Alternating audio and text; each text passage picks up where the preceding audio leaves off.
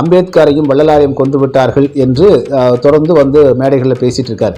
நம்முடைய கேள்வி என்னென்னா, செந்திலை நா கௌதம் ஐயாவுக்கு, ஐயா பிராமணிய பார்ப்பனையத்தை எதிர்த்து அம்பேத்கரையும் வள்ளலாரையும் கொண்டுட்டாங்க, ஆனால் ஏன் காலம் தன்னுடைய வாழ்நாள் முழுவதும் பிராமணிய பார்ப்பனை எதிர்த்த ஈவே ராமசாமி பெரியாரை ஒருத்தர் கூட கொல்ல முயற்சி பண்ணல? டிஎன்டிவி தமிழ் ஊடகம், தனித்துவமான தமிழ் ஊடகம். உலகெங்கிலும் வாழும் இயற்கையுண்மை ஊடகம் பார்வையாளர்களுக்கும் டிஎன்டிவி தமிழ் ஊடகம் பார்வையாளர்களுக்கும் அன்பு வணக்கம். பொதுவாக தமிழருடைய மெய்யியலை, ராமலிங்க வள்ளல் பெருமான் போன்றவர்களை, தமிழருடைய சைவ பக்தி இலக்கியங்களை, திருக்குறளை, தொல்காப்பியத்தை யாரெல்லாம் அவமதிக்கிறார்கள், தரக்குறைவாக பேசுகிறார்கள், யாரெல்லாம் அதில் ஒன்றுமே இல்லை என்று கூறுகிறார்கள் என்றால் இன்று வரை அவ்வாறு கூறிக்கொண்டிருக்கிறார்கள் என்று நாம் மிகவும் உன்னிப்பாக கவனித்து பார்த்தால் அந்த மிக முக்கியமான நபர்கள் எல்லாம் யாருன்னு வந்து பார்த்திங்கன்னா அவர்களுக்குள் ஒரு ஒற்றுமை இருக்கிறது. இந்த ஒற்றுமை என்ன அப்படிங்கிறத தான் நம்ம பார்க்க போகிறோம். எனவே நீங்கள் ஒரு நாட்டில் அந்த நாட்டினுடைய பண்பாளர்கள், அருளாளர்கள், ஞானிகள், அவருடைய புலவர்கள், கவிஞர்கள், எழுத்தாளர்கள், சிந்தனையாளர்கள், இவர்களுடைய அந்த படைப்புகளை பற்றி அந்த நாட்டில் இருப்பவர்கள் விமர்சனம் செய்யலாம், ஆக்கப்பூர்வமான விமர்சனம் செய்யலாம், விசாரம் மேற்கொள்ளலாம், தவறில்லை. ஆனால் மட்டம் தட்டுவதைப் போல அப்படி ஒன்று இல்லவே இல்லை என்பதைப் போல அதில் வந்து திணிப்பு இருக்கிறது, திருப்பி இருக்கிறது என்று சொல்லி அதை தரக்குறைவு செய்து முழுவதுமாக அழித்து விடுவதற்கான முயற்சி அந்த நாட்டில் உள்ள ஒரு கும்பலே செய்கிறது என்றால் அந்த கும்பலினுடைய நோக்கம் என்ன என்பதை பற்றி நாம் முதலில் புரிந்து கொள்ள வேண்டும். அது வந்து எதிர்மறையான நோக்கம்.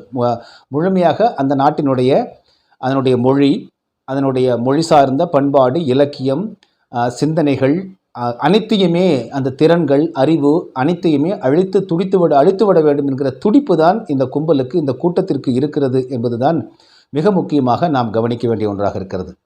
இப்போ நீங்கள் வந்து பார்த்தீங்க அப்படின்னா தமிழர்களுக்கு என்ன இருக்கிறது, 2000 ஆண்டுகளுக்கு முன்பு வந்தவன் காட்டுமிராண்டியாகத்தானே இருந்திருக்க முடியும் என்று பரப்புரை செய்வது, அதை வந்து மேடைகளில் திட்டமிட்டு பரப்புரை செய்வது, இதற்கென்று ஒவ்வொரு மேடைகளிலும் அமர்ந்து கொண்டு நாங்கள் இந்த பிராமணியத்தை எதிர்க்கிறோம், பார்ப்பனியத்தை எதிர்க்கிறோம் என்கிற பெயரில் தமிழர்களுடைய படைப்புகளையும் சேர்ந்து, தமிழர்களுடைய அறிவையும் சேர்ந்து, அவர்களுடைய தொன்மையும் சுத்தமாக அழித்து அது பற்றி கொச்சையான தவறான பரப்புரைகள் மேற்கொண்டு வதந்திகளை பரப்பி தமிழர்களை முடமாக்கி விடுவது. அப்போ தமிழர்கள் என்ன நினைக்க ஆரம்பிச்சிருவாங்கன்னா, அவன் உண்மைதான் போலப்பா, எல்லாமே பூரா பாப்பா வந்து நம்ம அழிச்சிட்டான்ப்பா, பிராமணன் வந்து அழிச்சிட்டான்ப்பா, அதனால் வந்து நமக்குன்னு என்னப்பா இருக்குது, எல்லாமே அதில் கலப்பு தான்ப்பா, நம்ம இலக்கியங்களில் கலப்புப்பா, பக்தியில் கலப்புப்பா, கடவுள் இதில் கலப்புப்பா, எல்லாமே கலப்புப்பா, நமக்குன்னு ஒன்றுமே இல்லைப்பா, அதனால் நம்ம வந்து என்ன செய்வோம், இந்த மாதிரி வந்து திராவிட பெரியவங்கள்லாம் இருக்காங்கல்ல, அதனால் அவர்கள் சொல்வதை போல் நம்மளாம் திராவிடர்கள் தான் என்று நம்ப தொடங்கிய அந்த ஒரு மிகப்பெரிய வஞ்சகத்தினுடைய விளைவுகள் நடைபெற்றன. இதன் காரணமாகத்தான் நீங்கள் வந்து பார்த்திங்கன்னா தமிழ்நாட்டில் வாழ்ந்து கொண்டு, தமிழ்நாட்டினுடைய தண்ணீரை குடித்து கொண்டு, தமிழ்நாட்டினுடைய மண்ணில் விளைகின்ற காய்கறிகளை, உணவை உண்டு கொண்டு தமிழ்நாட்டு மக்களை சுரண்டி, தமிழர்களை சுரண்டி, தமிழர்கள் பெயரால் தொப்பை கொழுக்க வாழ்ந்து கொண்டிருக்கக்கூடிய இந்த கும்பல், இந்த கூட்டம் தமிழர்களை வந்து அவருடைய பெருமைகளை மறைத்து இந்த ஆட்டு மந்தைக்குள் இருக்கக்கூடிய புலியையும் ஆடு என்று சொல்லி வளர்த்து ஏமாற்றுவது போல இத்தனை ஆண்டு காலம் இவர்கள் ஏமாற்றி கொண்டிருந்தார்கள். இவர்களுடைய பரப்புரை எப்படிப்பட்டதுன்னு வந்து பார்த்திங்கன்னா, அடிப்படையில் நாங்கள் வந்து பிராமணியத்தை எதிர்க்கிறோம் அப்படின்னு இருக்கும். ஆனால் இவர்கள் அதற்கு வந்து பிராமணியம் என்ற சொல்லை நாங்கள் பயன்படுத்தினால் நாங்கள் அந்த வருணாசிரமத்தை ஏற்றுக்கொண்டவர்களாக ஆகிவிடுவோம், 4 வர்ணங்களை ஏற்றுக்கொண்டவர்களாக ஆகிவிடுவோம், அதனால் நாங்கள் பார்ப்பனன் என்ற சொல்லை பயன்படுத்தணும்னு ஒரு புதிய விளக்கம் கொடுத்தாங்க. இதையும் ஏற்றுக்கொண்டு தலையாட்டி கொண்டிருந்தார்கள் நம்முடைய தமிழ் முட்டாள்கள். அப்படி தான் சொல்லணும். அதை பெரியவங்களாக இருந்தாலும், மூத்தவங்களாக இருந்தாலும், அறிஞர்களாக இருந்தாலும் இந்த நேரத்தில் அந்த சொல்லை பயன்படுத்த வேண்டியது இருக்குது. இப்படி தலையாட்டி கொண்டிருந்ததுக்கு பதிலாக, ஐயா தமிழ்நாட்டை தவிர இந்தியா முழுவதுமே இந்த பிராமணர்களுக்கு எதிர்ப்பு இருந்தது. குறிப்பாக ஆனால் அம்பேத்கர் அவர்கள் வந்து இந்த பிராமணியத்தை எதிர்த்தார், பிராமணர்களை என்பதை பிராமணியத்தை எதிர்த்தார், துல்லியமாக அதற்கு வரைமுறைகளை முன்வைத்து எதிர்த்தார் இல்லைங்களா. ஆனால் அவர் இந்த பார்ப்பான் என்ற சொல்லை பயன்படுத்தவில்லை. நீங்கள் வந்து கேரளாவில் நாராயணகுருவாகட்டும், அதே போல் நம்ம வந்து வைகுண்டர் ஐயா ஆகட்டும், இப்படி ஒவ்வொரு மாநிலங்களிலும் அங்குள்ள புரட்சியாளர்கள் எல்லாம் இவர்களெல்லாம் நீங்கள் வந்து பார்த்திங்கன்னா இந்த பிராமணிய மேலாதிக்கத்தை, குறிப்பாக வர்ணாசிரமத்தை, சத்திர சூத்திர வைசிய என்கிற இந்த 4 வர்ணங்களை எல்லாம் எதிர்த்தார்கள். அதற்கு பின்புலமாக இருந்த பிராமணியத்தை எதிர்த்தார்கள். அவர்கள் யாருமே பார்ப்பான் என்ற சொல்லை பயன்படுத்தவில்லை. உலகத்திலே இல்லாதவாறு நீங்கள் இன்னும் கூட சொல்ல போனோம்னா இந்த திராவிட என்று சொல்லக்கூடிய நிலப்பரப்பாக இவர்கள் கூறக்கூடிய தெலுங்கானா, ஆந்திரா, கர்நாடகா, கேரளா ஆகிய இந்த 4 மாநிலங்களிலும் பார்ப்பான் என்று யாருமே அவர்கள் கூறவில்லை. அவர்களெல்லாம் பிராமன்ஸ் என்று தான் சொன்னார்கள். ஆனால் தமிழ்நாட்டுக்குள் மட்டும் இந்த திராவிட கூட்டம் பார்த்திங்கன்னா பார்ப்பான் என்ற சொல்லை பயன்படுத்தியது. இதற்கு இவர்கள் சொன்ன விளக்கம்தான் மிக வேடிக்கையான ஒரு விளக்கம். சரி, இந்த பார்ப்பான்னு சொன்னீங்களே, அது யாரை சொன்னீங்க நீங்கள் அப்படின்னு கேட்டால், வட வேத ஆரியர்களை குறித்தீர்களா, வைதிகர்களை குறித்தீர்களா? வைதிகர்கள் என்றால் வேதத்தை அடிப்படையாக கொண்டவர்கள் வைதிகர்கள் அப்படின்னு அர்த்தம். அப்போ அவர்களை குறித்து வைதிகம் என்ற சொல்லையே பயன்படுத்தலாம் இல்லையா? இல்லை வடவேத ஆரியர்கள் என்ற சொல்லை பயன்படுத்தியிருக்கலாம் இல்லையா? இல்லை பிராமணர்கள் என்ற சொல்லு வேண்டாம்னா இதை பயன்படுத்தியிருக்கலாம்ல, வடவேத ஆரியர்கள் அப்படின்னு பயன்படுத்தியிருக்கலாம், இல்லை வைதிகர்கள் அப்படின்னு பயன்படுத்தியிருக்கலாம். ஏன் பயன்படுத்தலை? மாறாக பார்ப்பனன் என்ற ஒரு சொல்லை இவர்கள் கொண்டு வர்றாங்க. சரி, இந்த பார்ப்பனன் என்பவன் யாராக இருந்தான்? இவன் இந்த 4 வர்ணங்களை, அதாவது பிராமணன், சத்திரியன், வைசியன், சூத்திரன் ஆகிய 4 வர்ணங்களை முன்வைத்த அவர்கள்தான் இந்த பார்ப்பனர்களா? அந்த பார்ப்பனர்கள் அவர்கள்தான் என்றால் அவர்கள் வடவேத ஆரியர்கள் அல்லவா? அவர்கள் வைணவத்தில் வரக்கூடிய பிராமணர்கள் அல்லவா? அதுவும் தமிழில் உள்ள சைவத்தில் இருக்கக்கூடிய அந்த சைவ சித்தாந்தத்தை பின்பற்றி கொண்டிருக்கக்கூடிய அது பழமைவாத சித்தாந்தமாகவே இருக்கட்டும், அதை பின்பற்றி கொண்டிருக்கக்கூடிய பார்ப்பனர்களை மட்டும்தான் நீங்கள் எதிர்க்கிறீர்களா? அப்படியானால் நீங்கள் இந்த பார்ப்பனர்கள் என்பவர்கள் யார்? அவர்கள் துல்லியமாக யாராக இருந்தார்கள்? அவர்களை நீங்கள் இந்தியா முழுவதும் உள்ள அவர்களுக்கெல்லாம் பார்ப்பனர்கள் என்ற பெயரை நீங்கள் ஏன் முன்னெடுக்கவில்லை? எல்லோருமே எல்லா மாநிலங்களிலும் பிராமணர்கள் என்று சொல்லிக் கொண்டிருந்த போது நீங்கள் ஏன் மட்டும் பார்ப்பனர் என்று சொன்னீர்கள்? அந்த பார்ப்பான் என்கிற சொல் தமிழ் சொல் தானே. அந்த பார்ப்பான் என்பவன் என்னவா இருக்கா? இதையே நீங்கள் இந்த சுபவீர பாண்டியன் போன்ற இந்த திராவிட போர்வாளெல்லாம் என்ன சொன்னாங்க? பார்ப்பான் என்றால் அவன் குறி பார்ப்பான், நிமித்தம் பார்ப்பான், சோதிடம் பார்ப்பான், வானிலை பார்ப்பான் என்றெல்லாம் இருந்தது அப்படின்னு சொல்கிறாங்க. அப்போ நீங்கள் அவர்கள்தான் நீங்கள் எதிர்க்கக்கூடிய அந்த வர்ணாசிரமத்தை 4 வர்ணத்தை திணித்தவர்களா அப்படிங்கிற கேள்வியெல்லாம் இருக்குது இல்லைங்களா? ஸோ மொத்தத்தில் நீங்கள் பார்ப்பான் அப்படிங்கிற சொல்லை இங்கே பயன்படுத்தி அவனை எதிர்க்கிறோன்னு சொல்லிட்டீங்க. ஆனால் இதனால் என்ன நடந்தது? எந்த ஒரு பிராமணனும் தன்னை பார்ப்பனன் அப்படின்னு சொல்லிக்கவே இல்லை. அவன் தன்னை பிராமணன் சொல்லிக்க ஆரம்பிச்சிட்டான். ஸோ அப்போ என்ன ஆயிடுச்சு அப்படின்னா, அது தமிழ்நாட்டில் உள்ளவர்களே பார்த்திங்கன்னா இந்த வர்ணாசிரமத்தை முன்வைக்கக்கூடியவர்களே தங்களை பிராமணர்கள் அப்படின்னு சொல்லிட்டாங்க. அதுவும் தமிழ் மட்டுமே தாய்மொழியாக கொண்ட இங்கிருந்த அந்த பிராமணர்களும் அவர்கள் என்ன பண்ணிட்டாங்க? பிற்காலத்தில் ஐயர்கள், ஐயங்கார்கள் என்று அவர்களை அழைத்து கொண்ட அவர்களும் தங்களை தற்பொழுது பிராமணர்கள்ட்டாங்க. தமிழ்நாடு பிராமணர் சங்கம் என்று ஆகிவிட்டது. அப்போது இந்த திராவிட பெரியார் ஈவே ராமசாமி என்று அழைக்கப்படக்கூடிய ஈவே ராமசாமி இருக்கார் இல்லைங்களா? அவர் காலத்திலிருந்து அவர்கள் இன்று வரை அந்த திராவிட இயக்கத்தைச் சேர்ந்தவர்கள் எதிர்த்து கொண்டிருக்கக்கூடிய பார்ப்பான் என்கிற சொல்லை இங்குள்ள பிராமணர்களே பயன்படுத்தாத போது இவர்கள் யாரை எதிர்க்கிறார்கள்? பார்ப்பான் என்ற பெயரில், பார்ப்பனிய எதிர்ப்பு என்கிற பெயரில் யாரை இன்று வரை எதிர்த்து கொண்டிருக்கிறார்கள்? இவன் பார்ப்பான் உள்ள இருக்கான்னு சொல்வதெல்லாம் இவர்கள் யாரை சொல்கிறார்கள்? அப்போ இது கூட தெரியாதா? நீங்கள் புரிஞ்சுக்க வேண்டியதான். அவாதா அப்படின்னு சொல்கிறீங்க இல்லையா? இவன் தான் பிராமணன் தன்னை பேரை மாற்றிக்கிட்டானே, அப்போ நீங்கள் பார்ப்பான்னு யாரை சொல்கிறீங்க? ஆக இப்படி ஒவ்வொரு மிக முக்கியமான இவர்களுடைய கொள்கைகள் எல்லாம் இப்படி ஒரு ட்விஸ்ட் வச்சுருப்பாங்க, இப்படி ஒரு திருட்டுத்தனத்தை வச்சுருப்பாங்க, இப்படி ஒரு இரட்டை வேடத்தை வச்சுருப்பாங்க. அப்போது நீங்கள்லாம் என்ன ஆயிடுவீங்க? ஒட்டுமொத்த பிராமணனையும் இவர்கள் பார்ப்பான்னு சொல்கிறான் அப்படின்ட்டு நீங்கள் எல்லா பிராமணனையும் நீங்கள் எதிர்ப்பது போல் உங்கள் மனநிலையை ஒரு வெறுப்பு மனநிலையை உருவாக்கிடுவாங்க. அதே வேளையில் இவர்கள் அவர்களோடு நல்லுறவில் இருப்பாங்க. இதுதான் நீங்கள் புரிஞ்சுக்க வேண்டியது. இப்போது எந்த பார்ப்பானை, எந்த பிராமணியத்தை வாழ்நாள் முழுவதும் எதிர்த்தாரோ அவர் குறிப்பாக ஈவே ராமசாமி அவர்கள், அவர் ராஜகோபாலாச்சாரி என்கிற கன்னட பிராமணனை அவரை இறுதி வரை அவரை விடாமல் அந்த பூநூலை பற்றி கொண்டு தனக்கு தன்னுடைய ஆலோசகராகவே வைத்து கொண்டிருந்தார் அப்படிங்கிறத நம்ம பார்க்குறோம்.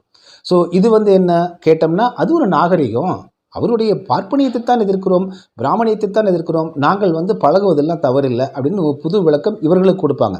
ஆனால் இதையே நீங்கள் ஒரு தமிழர் யாராவது ஒரு பிராமணரோடோ அல்லது பார்ப்பனியரோடு சொல்லக்கூடிய அவர்களோடு பழகினாலோ பேசினாலோ உடனே இவன் பார்த்தீங்களா, இவன் பார்ப்பனிய கைக்கூலி, பிராமணிய கைக்கூலி என்று முத்திரை குத்துவது. ஆக ஒரு தெளிவாக எப்படி தமிழர்களை அவருடைய உளவியல் ரீதியாக அவர்களை எப்படி முடக்குவது, எப்படி தங்கள் சொல்லுக்கு ஏற்ப ஆட வைப்பது என்பதை மிக திட்டமிட்டு இவங்க தொடர்ந்து செஞ்சுட்டு வர்றாங்க. இப்போது இது பார்த்திங்க அப்படின்னா மிக முக்கியமாக இவர்கள் செய்யக்கூடிய ஒன்று. இதில் என்ன பிழை? அதுக்காக பிராமணர்கள் பார்ப்பனியம் செய்யக்கூடிய அந்த வருணாசிரமமெல்லாம் சரி என்பது நம்ம வாதம் அல்ல. ஏனென்றால் ஆரிய படை கடந்த நெடுஞ்செழியன் என்கிற காலத்திலிருந்து நாம் இந்த வர்ணாசிரமத்தை, அதே போல் நம்ம அந்த ஆரிய திணிப்பை, சமஸ்கிருத திணிப்பை, ஹிந்தி திணிப்பை எதிர்த்து கொண்டு தான் இருக்கிறார்கள் தமிழர்கள். இன்றும் மிக முக்கியமாக ஒரு சொல்லணும், இந்த மெதராஸ் மாகாணம் என்று இருந்த காலத்தில், அதாவது தெலுங்கர்கள், கன்னடர்கள், மலையாளிகள், தமிழர்கள் என்று இருந்த இந்த மெதராஸ் மாகாணத்தில் அப்பொழுது காங்கிரஸ் கட்சியின் தலைவராக ஆன ஈவே ராமசாமி அவர்கள் இருந்த காலத்திலும், அப்போ நீங்கள் வந்து இந்தி திணிப்பை வந்து ராஜாஜி முதலாக அறிவித்த காலத்திலும் அன்று வந்து இந்தி திணிப்பை எதிர்த்தவர்கள் யாருன்னா, இந்த 4 மொழி பேசக்கூடிய சென்னை மாகாணத்தில் இருந்த தமிழர்கள் மட்டும்தான் எதிர்த்தார்கள். கன்னடர்கள் எதிர்க்கல, மலையாளிகள் எதிர்க்கல, தெலுங்கர்கள் எதிர்க்கவில்லை. இது வரலாற்று பதிவு உண்மையாக இருக்கிறது. ஆக அன்றும் அந்த இந்தி திணிப்பை எதிர்த்தவர்கள் தமிழர்கள் தானே தவிர இவர்கள் அல்ல. இப்போ இவர்களையெல்லாம் ஒன்று சேர்த்தது தான் திராவிடம் என்று சொல்லிக்கொண்டு, திராவிடர் என்று சொல்லிக்கொண்டு இந்த பச்சை பொய்யை பேசிக்கொண்டு மடைமாற்றி கொண்டிருக்கக்கூடிய இந்த திராவிட பெரியவர்கள் இருக்காங்க வந்து பார்த்திங்களா, இவர்கள் செய்த பித்தலாட்டமே என்னென்னு வந்து பார்த்திங்கன்னா, தமிழர்கள் எதிர்த்தாங்க, மற்றவங்க எதிர்க்கல அப்படிங்கிறத மறைத்து விட்டு அவங்க எல்லாரும் சேர்ந்து தான் எதிர்த்தா போல் ஒரு பின்னாடி ஒரு பிம்பத்தை கிரியேட் பண்ணி, இந்த திராவிடம் என்கிற கொள்கை சித்தாந்தம் தான் இந்த ஹிந்தி திணிப்பை எதிர்த்தது, இந்த திராவிடம் என்கிற சிந்தனை தான் நீங்கள் வந்து பார்ப்பனியத்தை பிராமணியத்தை எதிர்த்தது என்று ஒரு பொய்யாக கட்டமைத்து கொண்டு உள்ளுக்குள்ள அவர்கள் பார்ப்பன பிராமணர்களோடு உறவாடி கொண்டு கட்டி புரண்டு உருண்டு கொண்டு பாஜக சங்கிகளோடு கூட்டணி அமைத்து கொண்டு அமைச்சர் பதவியெல்லாம் வாங்கி அந்த விருந்து சோற்றை இருபுறமும் கைகளால் வந்து நன்கு வந்து சுவைத்து ஒரு பருக்கை கூட விடாமல் சாப்பிட்டவர்கள் தான் இவர்கள் அப்படிங்கிறது நம்ம வந்து இந்த கடந்த கால அரசியல் வரலாறு பூரா காமிச்சிருச்சு. இதில் வந்து பார்த்திங்க அப்படின்னா மிக முக்கியமாக இவர்கள் தான் வந்து தொல்காப்பியத்தில், அது வந்து தொல்காப்பியத்தில் பிழை இருக்கிறது தவறு இருக்குதுன்னா அது விமர்சனம் தவறு இல்லை. ஆனால் தொல்காப்பியத்துக்குள்ளே பாப்பாவுக்கு வந்துட்டுருக்குறான், திருக்குறளுக்குள்ளே பிராமணக்கு வந்துருக்குறான், திருக்குறளுக்குள்ளே அப்புறம் வந்து இந்த நம்முடைய சைவ இலக்கியங்கள் பக்தி இலக்கியங்கள்லாம் பாப்பாவுக்கு வந்துட்டுருக்கான் அப்படின்லாம் இவர்களும் தொடர்ந்து பரப்புரை பண்ணதுனால நம்ம யாருமே அந்த இலக்கியம் பக்கமே போகலை. அப்போ நம்ம யாராவது வந்து நம்ம அருளாளர்கள் ஞானிகளாக இருந்தாலும் இவனெல்லாம் பார்ப்பான. இன்றும் கூட சைவ மடத்தில் இருக்கக்கூடிய சைவர்களை அவர்கள் பிராமணர் அல்லாதவர்களை பார்த்து கூட இன்றும் வந்து பார்த்திங்கன்னா இந்த திராவிட பித்து பிடித்தவர்கள், இந்த திராவிட பொய் பரப்புரை, பெரியாரிய திராவிட பரப்புரையால் உள்வாங்கி உளவியல் ரீதியாக பாதிக்கப்பட்டவர்கள் அந்த சைவ மடத்தில் இருக்கிறவங்களையும் இவங்க வந்து பிராமணனாக தான் நினச்சிட்டு இருக்காங்க, பார்ப்பனியமாக நினச்சிட்டு இருக்கான்னு பார்க்குறோம். காவி வேட்டி கட்டியிருந்தாலே பிராமண பார்ப்பனியன் என்பதை போல இந்த உளவியல் இந்த பரப்புரை திட்டமிட்டு செலவு செய்து இத்தனை 60-70 ஆண்டு காலமாக செய்து இவர்கள் பிராமணியத்தை எதிர்க்கவில்லை, பார்ப்பனியத்தை எதிர்க்கவில்லை, அதை ஒழிக்கவில்லை. மாறாக தமிழருடைய மெய்யியலை, தமிழருடைய இலக்கியங்களை, தமிழருடைய அடையாளங்களை பூரா சிதைத்து சீரழித்து விட்டார்கள் என்பது தான் வரலாறு இருக்குது. இப்போ 2009க்கு பிறகு இவருடைய எல்லா விதமான சாயமும் வெளுக்க தொடங்கியதுனால இப்போ வந்து தமிழர்கள் தங்களுடைய சுய அடையாளத்தை மீட்டெடுப்பதற்கான பணியில் ஈடுபட்டு இருக்கோம். இப்படி தமிழருடைய இலக்கியங்கள் பக்தி இலக்கியங்களை பூரா பார்ப்பான் பிராமணக்கு வந்துட்டுருக்கான்னு சொல்கிறான். ஆனால் மாணிக்கவாசக பெருமான் இயற்றிய அந்த சிவபுராணத்தை வாசிப்பவர்களுக்கு முதல் வரியிலிருந்து கடைசி வரைக்கும் பார்த்திங்க அப்படின்னா எந்த இடத்துலையுமே மூட நம்பிக்கை கிடையாது. எந்த இடத்துலையுமே இந்த புராண இதிகாச என்கிற வடவேத ஆரியத்தினுடைய திணிப்பு கிடையாது. எந்த இடத்துலையுமே கடவுள் உருவ வழிபாட்டை பற்றி அதில் சொல்லவில்லை. எந்த இடத்துலையுமே கோயில் வழிபாட்டை பற்றி கூட அங்கே சொல்லவில்லை. எந்த இடத்துலையுமே சடங்குகளை பற்றி கூட சொல்லவில்லை. எந்த இடத்துலையுமே இந்த நீங்கள் பக்தியை பற்றி கூட சொல்லலை. அது முழுக்க அணுக்கொள்கையை பற்றி பேசுகிறது, அணு என்னும் சிவத்தை பற்றி பேசுகிறது. இப்போது கிறிஸ்தவத்தில் கர்த்தர்னு சொல்லுவாங்க, இஸ்லாத்தில் அல்லான்னு சொல்லுவாங்க, இறைவருக்கு பெயர், ஆங்கிலத்தில் காட்னு சொல்லுவாங்க. அதில் தமிழரை பொறுத்த வரைக்கும் அது சிவம் என்ற சொல்லால் குறிக்கிறோம். சிவா வாசி என்கிற சொல்லலாம் அது மூச்சுக்காற்றையும், அதே போல் அதற்கு இன்னும் ஆழமான அணுவை பற்றிய கோட்பாடுகளை கொண்ட பெயராக இருக்கிறதுனால அந்த சிவபுராண பாடல்கள் முழுவதுமே பார்த்தீங்கன்னா எங்கேயுமே மூடநம்பிக்கை இருக்காது, ஒரு எழுத்தில் கூட இருக்காது. இதில் அந்த ஆரியனை பற்றறுத்து பாரிக்கும் ஆரியனே அப்படின்னு பிடிச்சிட்டு, ஆரியன்னா இவங்க வந்து இந்த வடவேத ஆரியரை குறித்து கொண்டு இருப்பதாக அதை பிடிச்சிக்குவான். இப்படி தான் எதையாவது ஒரு வரி பிடிச்சிக்கிட்டு அப்போ ஆரியனுக்கு என்ன விளக்க சொல்லு, பாப்பானு ஆரியன் ஒன்று தானே, பிராமண ஆரியன் ஒன்று தான், இப்படியே வந்து உளவியல் ரீதியாக தமிழர்களை வந்து உளவியல் ரீதியாக பாதிக்கப்பட்டு வைத்துக்கொண்டே இருப்பது தான் இவருடைய செயலாக இருக்கிறதே தவிர இதை வந்து நேர்மையாக இவர்களால் எந்த இடத்திலையும் வாதம் பண்ண முடியாது. நேர்மையாக நம்மளிடம் இவர்கள் கேள்வி கேட்டு பதிலை பொறுமையாக பெற முடியாது. மாறாக நம்மை பேசவே விடாதவாறு பார்ப்பனிய பிராமணிய பூச்சாண்டியை காட்டி ஏமாற்றி இத்தனை ஆண்டு காலம் தமிழர்களை வந்து முழுக்க திராவிட சாயம் பூசி இவர்களை முழுவதுமாக சீரழித்து, இவர் காரணம் என்னென்னா எதுக்கு இத்தனை பண்ணுறாங்க அப்படிங்கிற கேள்வி வருது இல்லைங்களா? ஒன்றுமே இல்லை, இங்கே வந்து சொகுசு பழகிட்டாங்க. இவர்களுக்கு வந்து தங்களை தமிழர் என்று ஏற்றுக்கொள்ளவும் முடியல. அதன் காரணமாக தங்களை திராவிடர் அப்படின்னு சொல்லிக்கிறாங்க. ஆனால் தமிழரை வைத்துத்தான் பிழைப்பு நடத்த வேண்டும், தமிழை வைத்துத்தான் சோறு திங்க வேண்டும், தமிழருடைய சொத்துக்களை வளங்களை வைத்துத்தான் இவர்கள் குடும்ப குட்டிகளை காப்பாற்ற முடியும் என்கிற எண்ணம் வரும்போது ஆட்சி அதிகாரத்திலும் இவர்களே அமர்ந்து விட்டார்கள் என்கிற போது இந்த சுகத்தை, இந்த பொருளாதார சுகத்தை, இந்த அதிகார சுகத்தை, ஆட்சி சுகத்தை எல்லாம் அனுபவிச்சிட்டாங்கிறதுனால அப்போ இந்த இளிச்சுவா பசங்க தாண்டா தமிழர்கள் இவனில் வந்து போட்டு அமுக்குங்கடா அப்படின்ட்டு அந்த எண்ணத்தை வைத்து கொண்டு தான் இவர்கள் வந்து 1944 ஒரு திட்டமிட்டு தொடங்கி இன்று வரை செய்து கொண்டிருக்கிறார்கள் அப்படிங்கிறத நம்ம பார்க்குறோம். இப்படிப்பட்ட நிலையில் தான் நீங்கள் வந்து பார்த்தீங்கன்னா திரு அருட்பிரகாச ராமலிங்க வள்ளலார் என்கிற ஒரு மிகப்பெரிய புரட்சியாளர், சித்தர்கள் காலத்துக்கு பிறகு வந்த எல்லா பக்தி இலக்கியங்களும், அது குறிப்பாக சைவ குறவர்கள் என்று சொல்லக்கூடிய நால்வருடையதெல்லாம் இவங்க வந்து பார்ப்பா இருக்கான், பிராமணன் இருக்கிறான், அதுலேயும் குறிப்பாக வந்து திருஞான சம்பந்தர் அவர் ஒரு பார்ப்பான் பிராமணன் என்றெல்லாம் இப்படி ஏதாவது ஒன்று சொல்லி ஒவ்வொன்றையும் பிராமண பார்ப்பனிய முத்திரை குத்தி குத்தி பூச்சாட்டி காமிச்சு நம்ம கண்ணை விட்டு இவர்கள் வந்து நம்ம பேருண்மைகளையும் மறைத்து திருக்குறளையும் பார்ப்பாங்க வந்துட்டுருக்கான்ப்பா, தொல்காப்பியத்திலையும் பார்ப்பாங்க வந்துட்டுருக்கான்ப்பா, அதே போல் எல்லா 10 பாட்டு சங்க இலக்கியம் எல்லாத்துலேயும் பூரா பார்ப்பாங்க வந்துட்டுருக்காங்கிற இதையும் நம்மை நம்ப வைத்து முழுமையாக முட்டாளாக்கி உளவியல் ரீதியாக தாக்கத்தை ஏற்படுத்தி அவற்றையெல்லாம் வாசிக்க ஒட்டாமல் செய்துவிட்டது தான் இவர்களுடைய திட்டமிட்ட பொருட்செலவு செய்து. காரணம் ஆட்சி அதிகாரம் இருக்குது உங்கள் கையில், பணத்தை சுரண்டுறாங்க, தொழில்கள் கையில் வந்து வசத்தை எடுத்துக்கிட்டாங்க, பணம் குளிக்கக்கூடிய எல்லாவற்றையும் வைத்து தமிழர்களை ஏமாற்றி சுரண்டி கொளுத்து வந்து இந்த சுகத்தை கண்டதுனால ருசி கண்ட பூனைகள் போல இவர்கள் தமிழர்களை தொடர்ந்து காலு கீழே போட்டு முதிச்சிட்டே வர்றாங்க. இந்த நேரத்தில் தான் வந்து பார்த்திங்கன்னா 150 ஆண்டுகளுக்கு முன்பாக திரு அருட்பிரகாச ராமலிங்க வள்ளல் பெருமானார் புரட்சியினுடைய சூறாவளி போல வர்றாங்க.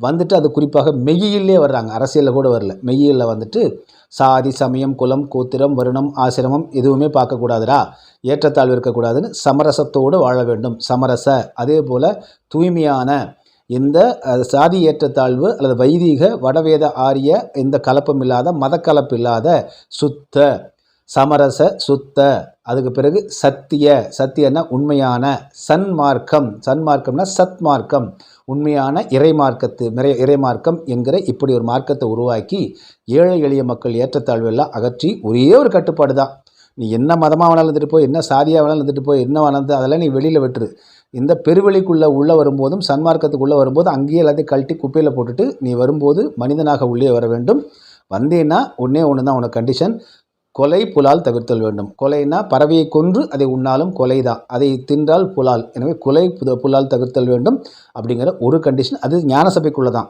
சோறுதிங்கிற தர்மசாலைக்குள்ளே அந்த கட்டுப்பாடும் கிடையாது. இதை கொண்டு வரார்.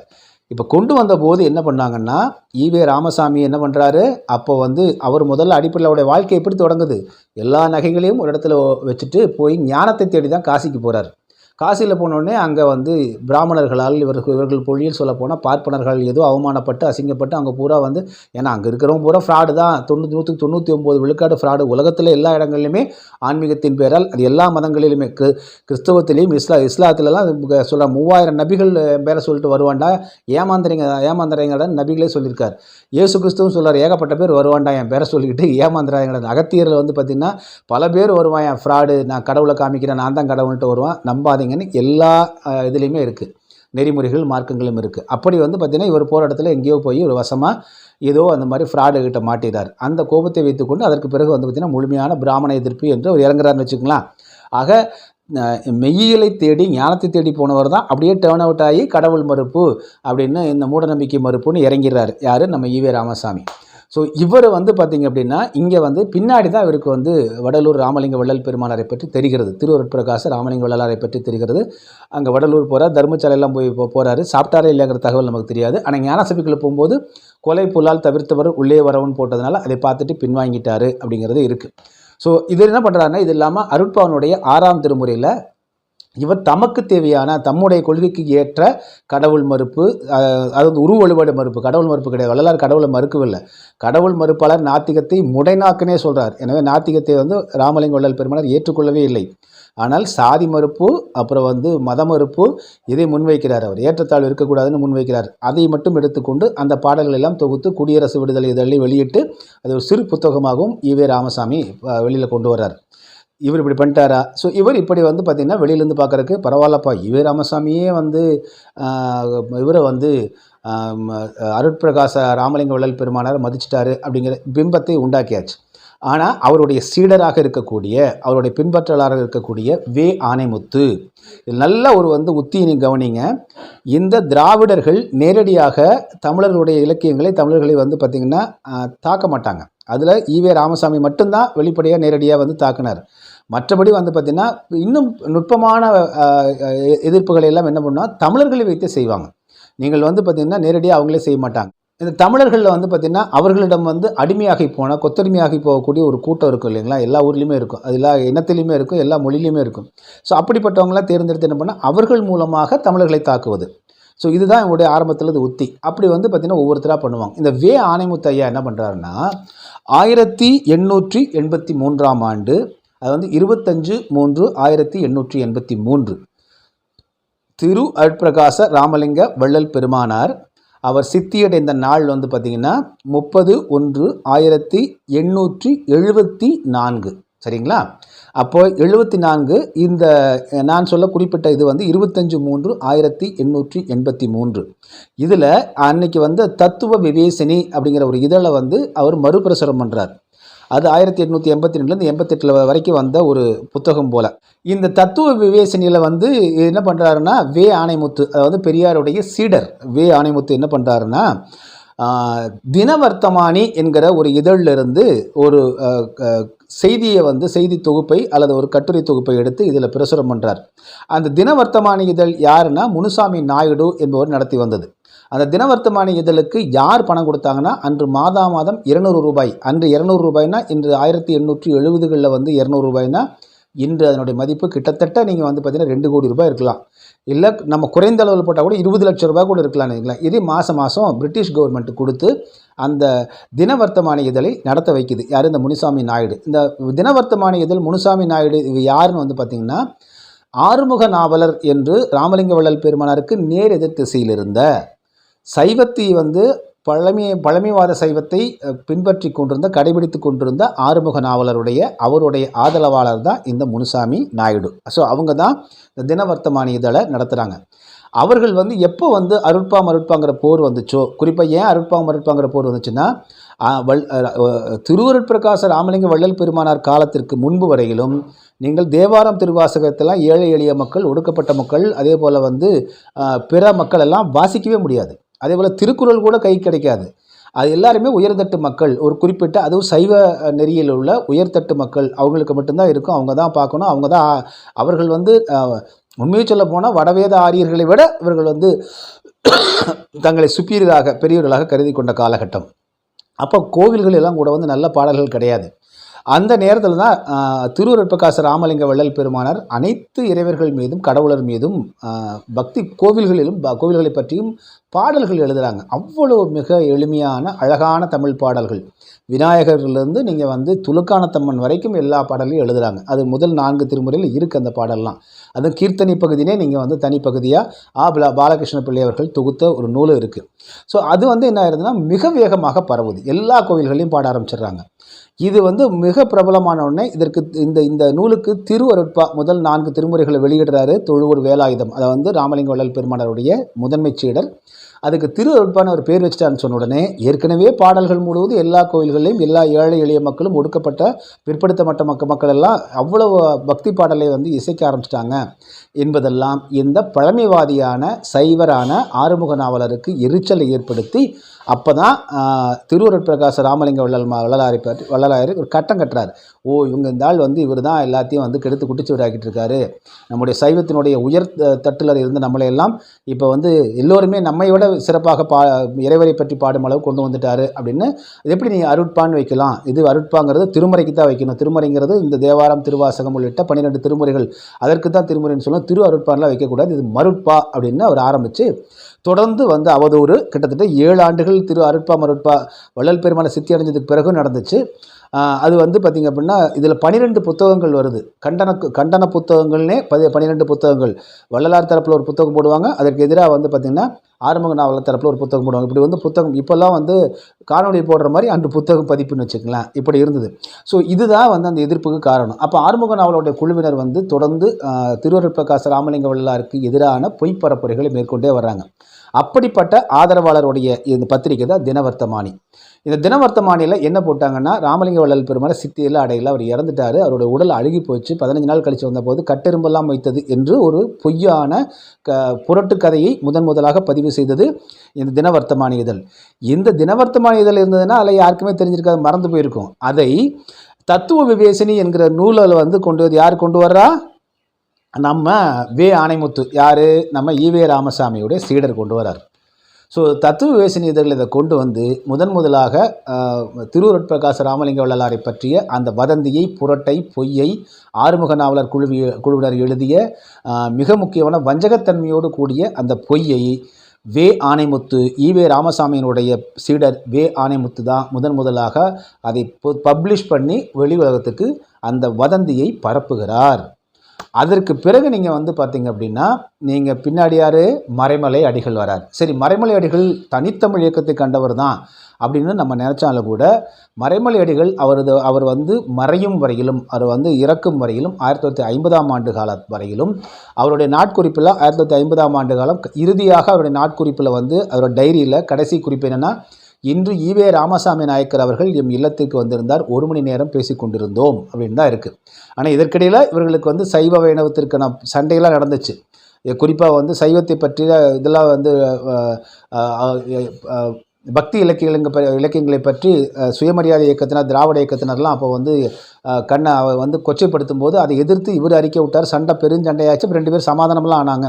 இறுதியில் அனல் பெரியாருடைய உறவையோ அந்த நட்பையோ அந்த தொடர்பையோ விடாமல் வச்சுட்டு இருந்தவர் தான் நம்ம மறைமலை அடிகள். மறைமலை அடிகள் பார்த்திங்க அப்படின்னா இந்த பெரியாரிய திராவிட சுயமரியாதை இயக்க தொடர்போடு இருந்தவர். அவரும் பார்த்திங்க அப்படின்னா ஒரு பிழையான தவறான தகவலை தன் நாட்குறிப்பில் வள்ளலாருடைய மறைவை பற்றி ஒரு இடத்துல எழுதுகிறார். ஆனால் மறைமலை அடிகள் அப்படி ஒரு நாட்குறிப்பை எழுதியதாக தற்பொழுது இந்த 5ஆம் தமிழர் சங்கம் அவருடைய கையெழுத்து பிரதியை காண்பித்து இவர் இப்படி எழுதிட்டார் சொன்னாலும் கூட அந்த கையெழுத்து பிரதி அல்லது அந்த நாட்குறிப்பை தவிர வேறு எந்த இடத்துலையுமே 1950 வரைக்கும் மறைமலை அடிகள் இதை பற்றி பேசவும் இல்லை, எழுதவும் இல்லை. அந்த 1911ஆம் ஆண்டு சமரச சுத்த சன்மார்க்கத்தை தன்னுடைய பல்லாவரம் இல்லத்திலே தொடங்குறாரு. அதற்கு முதல் ஆண்டு அதற்கு முதல் சில மாதங்கள் அதே ஆண்டில் ஒரு புத்தகம் வெளியிடுறார். மனிதனின் இறப்புக்கு பின் அதனுடைய நிலை என்ன அப்படிங்கிற பற்றின நூல் அது. அதில் ஆன்மாவை பற்றியெல்லாம் பேசுகிறாரு இந்த மறைமலை அடிகள். சரி, ஆன்மாவை பற்றி இவ்வளவு அறிவுடைய மறைமலை அடிகள் ஒருவேளை இவர் சொன்ன போல திருவருட்பிரகாச ராமலிங்க வள்ளலார் சித்தியடையிலன்னா அவருடைய ஆன்மாகிட்ட பேசியாவது ஒரு புத்தகம் போட்டிருக்கணுமா வேண்டாமா? அவர்கிட்ட ஆன்மாகிட்ட பேசியாது என்ன நடந்துன்னு கேட்டிருக்கணுமா வேண்டாமா? ஏன் கேட்கல? அப்போது மறைமலை அடிகள் எழுதிய அந்த ஆன்மாவை பற்றிய நூல் என்பது கற்பனையா? அல்லது அப்படி இவர் சொன்னது ஏதோ எழுதுன்னு எழுதிட்டாரா?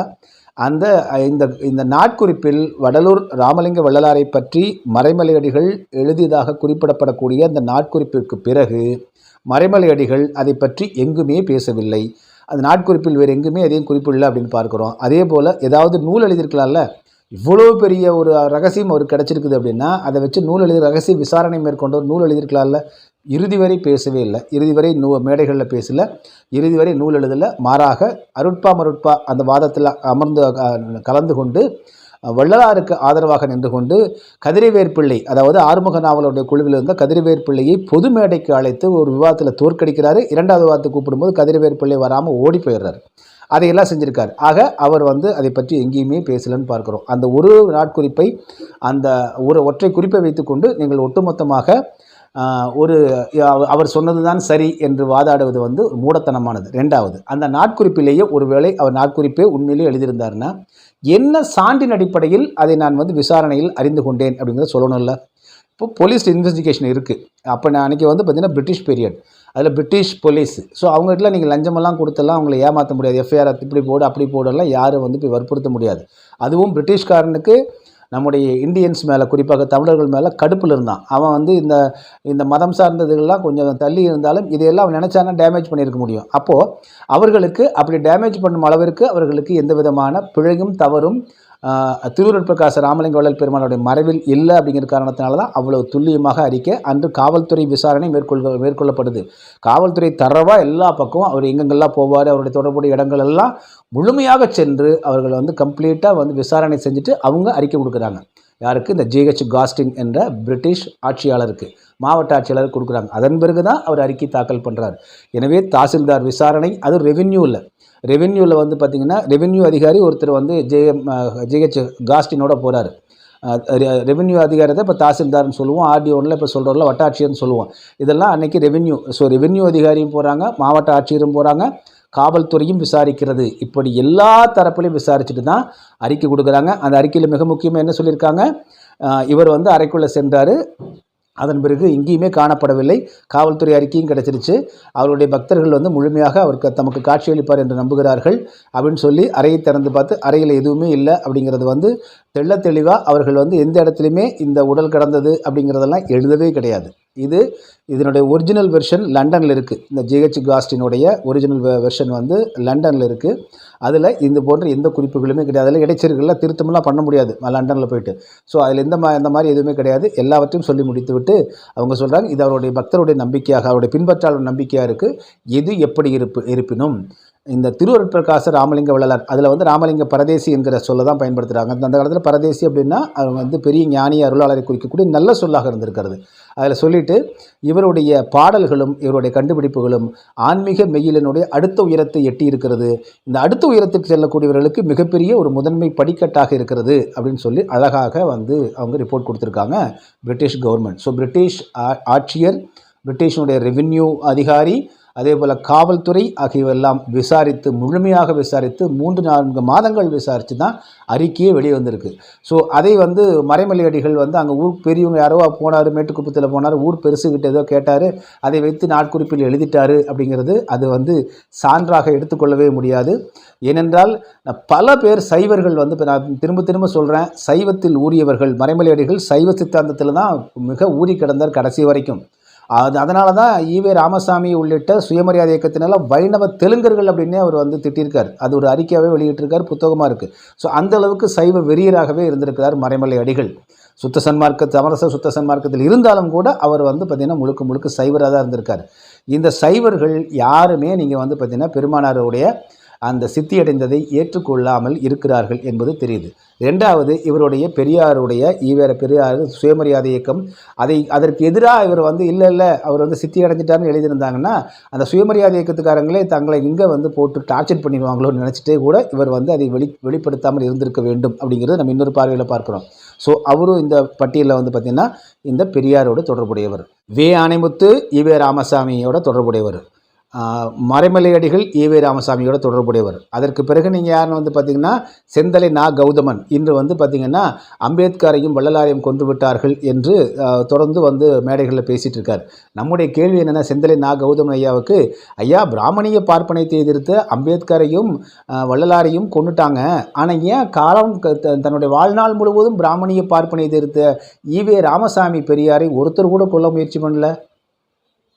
ஒன்று, அந்த அளவுக்கு வந்து ஈவே ராமசாமி பெரியாரை சுற்றி அமெரிக்கனுடைய மிகச்சிறந்த பாதுகாப்பு படையான சீல் போன்ற அல்லது நம்முடைய பிளாக் ஹேட் கமாண்டோஸ் போன்ற NSG எதாவது இருந்தாங்களா? ஒன்று அப்படி இருந்திருக்கணும். இல்லைன்னா இவர் உண்மையிலேயே பிராமணிய பார்ப்பனியத்தை எதிர்க்காமல் நடிச்சிட்டு இருந்திருக்கணும். 2 தானே வாய்ப்பு இருக்குது. 2 பேர் இந்த 2 இதில் தானே அவருக்கு வந்து அவரை கொல்வதற்கான வாய்ப்புகள் இல்லாமல் போயிருக்கும். செருப்பு தானே வீசினாங்கன்னு இன்றைக்கி வரைக்கும் ஒரு டைலாக் விட்டுட்டுருக்கிறீங்க, ஒத்த செருப்பு எடுத்து வந்தார், இந்த ரெட்டை செருப்பு எடுத்து வந்தார்னு. ஆனால் அவர் கொலை செய்யாத முயற்சி நடந்ததாக இருக்கா? இல்லை. ஆக அதிலிருந்து என்ன தெரியுது, பிராமணியர்களை உண்மையிலேயே எதிர்த்தவங்க வந்து அம்பேத்கரும் வள்ளலாரும் என்று நீங்களே சொல்கிறீங்க. அப்போ ஈவே ராமசாமி எதுக்குவே இல்லை அப்படின்னு சொல்கிறீங்களா அப்படிங்கிறது இருக்குல்ல. ஆக இந்த பொய் புரட்டை வந்து முதல்ல நிறுத்துங்க, சான்றுகளை கொடுங்க, ஆதாரங்களை கொடுங்க. சும்மா மேடையில் பேசுகிற மாதிரி பேசிட்டு தொடர்ந்து வந்து பொய் பேசக்கூடாது. ஸோ இதுலேயும் வந்து பார்த்திங்கன்னா இந்த செந்தலை நா கௌதமன் ஐயா வந்து பார்த்திங்கன்னா இவரும் ஈவே ராமசாமியோட தொடர்புடைய அந்த இயக்கத்தை சேர்ந்தவர் தான். அடுத்ததாக அரசு அப்படின்னு ஒருத்தர் வந்து நிறையா யூடியூப்பில் பேசிகிட்டு இருக்கார். இவரும் நீங்கள் வந்து பார்த்திங்கன்னா இவரும் ஈவே ராமசாமியோட அந்த இயக்கத்தோட தொடர்புடையவர். அதன் பிறகு நீங்கள் வந்து பார்த்திங்கன்னா இந்த வாலாசா வல்லவன் அப்படின்னு ஒருத்தர் வந்து மேடைகளில் பேசினார். அதுவும் வள்ளலார் 200 மேடையிலேயே பேசினார். எதையே இந்த தத்துவ விவேசினி ஆணைமுத்துவுடைய அந்த கோட்டை எடுத்துகிட்டு இவர் பேசினார். இவர் யார்? இவரும் பெரியாரிய மார்க்சிய திராவிட என்ற தொடர்புடையவர். இப்போது 5ஆம் தமிழர் சங்கம் என்கிற பெயரில் ஒரு பைத்திகார கூட்டம் பண்ணுது. இவங்களும் வந்து தமிழர் சங்கம் என்கிற பெயரை வைத்துக்கொண்டு தமிழர் இலக்கியங்களை பற்றி, தமிழர் பற்றி வரலாறுகள்லாம் வெளியில் கொண்டு வரேன்னு சொல்லி நடித்து கொண்டிருக்கக்கூடிய முழுக்க 100க்கு 100 விழுக்காடு இந்த பெரியாரிய திராவிட கும்பலினுடைய பினாமி தான் அவங்க. ஸோ இவர்கள் எல்லாம் மட்டும்தான் நீங்கள் வந்து பார்த்திங்கன்னா தொடர்ச்சியாக இப்படி வந்து திருவருட்பிரகாச ராமலிங்க வள்ளலாரை பற்றி வதந்திகளை அவருடைய மறைவை பற்றின தவறான பிழையான தகவலை கொடுத்துட்ருக்காங்க அப்படிங்கிறது 100க்கு 100 விழுக்காடு உறுதியாகிறது.